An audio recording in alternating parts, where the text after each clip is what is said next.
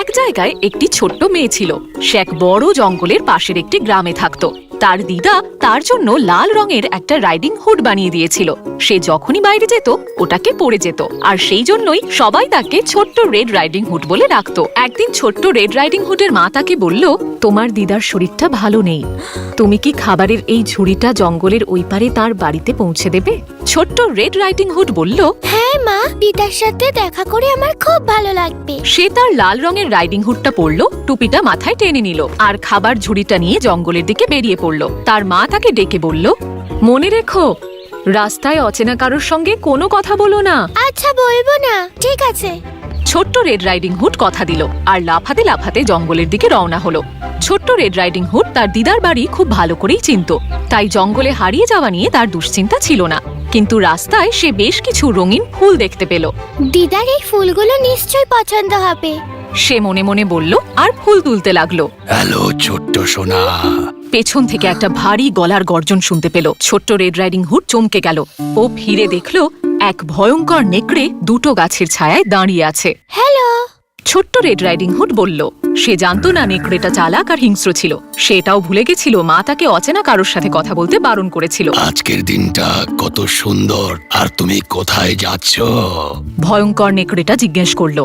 আমি আমার দিদার বাড়িতে যাচ্ছি, সে জঙ্গলের ওই পারে থাকে। ছোট্ট রেড রাইডিং হুড বলল, তার শরীর ভালো নেই, তাই আমি তার জন্য এই খাবারের ঝুড়ি আর ফুল নিয়ে যাচ্ছি। তুমি কত মিষ্টি মেয়ে একটা। ভয়ঙ্কর নেকড়েটা বলল। নেকড়েটা হাসলো আর তার ধারালো দাঁত বেরিয়ে এলো। ভয়ঙ্কর নেকড়েটার খুব খিদে পেয়েছিল, কিন্তু ওর খাবারের ঝুড়ির দিকে লোভ ছিল না। আমাকে যেতে হবে। ছোট্ট রেড রাইডিং হুড বলল, টাটা। আর ও লাফাতে লাফাতে এগিয়ে গেল। ভয়ঙ্কর নেকড়েটার পেট খিদে চনমন করছিল, আর হঠাৎ তার মাথায় একটা বুদ্ধি এলো। ও এক দৌড়ে জঙ্গলের ওই পারে দিদার বাড়িতে পৌঁছে গেল। চালাক নেকড়ে আস্তে করে দরজা খুলে দেখলো দিদা ঘুমোচ্ছে। সে দিদাকে তুলে নিল, নিজের বিশাল মুখ খুলল আর বেচারা দিদাকে আস্ত গিলে ফেলল। তারপর সেই ভয়ঙ্কর নেকড়ে বিছানায় শুয়ে পড়ল আর চাদরটা বুক অব্দি টেনে নিল। সে দিদার চশমা আর টুপিও পরে নিল আর অপেক্ষা করতে লাগলো ছোট্ট মেয়েটার জন্য। সে ফুল আর খাবারের ঝুড়ি নিয়ে আসছিল।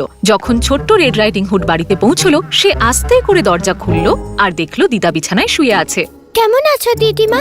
সে বলল, মা বলল যে তোমার শরীর ভালো নেই, তাই আমি তোমার জন্য এই খাবারের ঝুড়ি আর ফুল নিয়ে এসেছি। তোমার কি এই ফুলটা পছন্দ হয়েছে? তুমি কত মিষ্টি মেয়ে।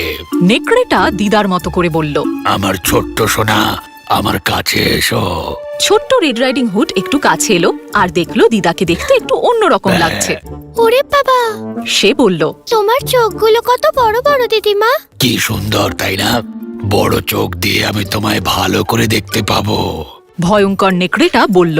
আমার ছোট্ট সোনা, আর একটু কাছে এসো। ছোট্ট রেড রাইডিং হুড বিছানার আর একটু কাছে গেল। ওরে বাবা, সে বলল, তোমার কান কত বড় দিদিমা। খুব ভালো, তাই না? বড় কান দিয়ে তোমায় আমি ভালো করে শুনতে পাবো। ভয়ঙ্কর নেকড়েটা বলল। আমার ছোট্ট সোনা, আর একটু কাছে এসো। ছোট্ট রেড রাইডিং হুড আরেক পা এগিয়ে গেল। ওরে বাবা, সে বলল, তোমার দাঁত কত বড় দিদিমা। কি ভালো, তাই না? বড় দাঁত দিয়ে আমি তোমায় ভালো করে খেতে পারবো। ভয়ঙ্কর নেকড়েটা বলল আর লাফ দিয়ে বিছানা থেকে নেমে পড়ল। যখন সে তার বিশাল মুখটা খুলল, তখন ছোট্ট রেড রাইডিং হুড চিৎকার করে উঠল আর পালাবার চেষ্টা করতে লাগলো। কিন্তু ক্ষুধার্ত নেকড়েটা ওর উপর ঝাঁপিয়ে পড়ল আর ছোট্ট রেড রাইডিং হুডকে কপাত করে গিলে ফেলল। বাড়ির বাইরে দিয়ে তখন এক কাঠুরিয়া যেতে যেতে হঠাৎ ছোট্ট রেড রাইডিং হুডের ভয়ার্ত চিৎকার শুনতে পেল। সে তাড়াতাড়ি ভেতরে গেল আর দেখলো যে নেকড়েটা বসে তার বিশাল পেটে হাত বোলাচ্ছে। কাঠুরিয়া নেকড়ের দুটো ঠ্যাং চেপে ধরলো আর উল্টো ঝুলিয়ে ঝাঁকাতে শুরু করলো। নেকড়ের মুখ থেকে সবার প্রথমে ছোট্ট রেড রাইডিং হুড টপাস করে বেরিয়ে এলো, আর তারপর দিদা। তিনজনে মিলে নেকড়েকে বাড়ির বাইরে, জঙ্গলের বাইরে আর তারপর পাহাড়ের অন্যদিকে অনেক দূরে তাড়িয়ে দিল। ভয়ঙ্কর নেকড়েটা নিজের প্রাণ বাঁচিয়ে এত জোরে দৌড়ে পালালো যে তারপরেই তল্লাটে আর ফেরত আসেনি। ছোট্ট রেড রাইডিং হুডের শিক্ষা হলো আর কোনোদিনও অচেনা কারোর সঙ্গে সে কথা বলেনি। গল্প শেষ হলো।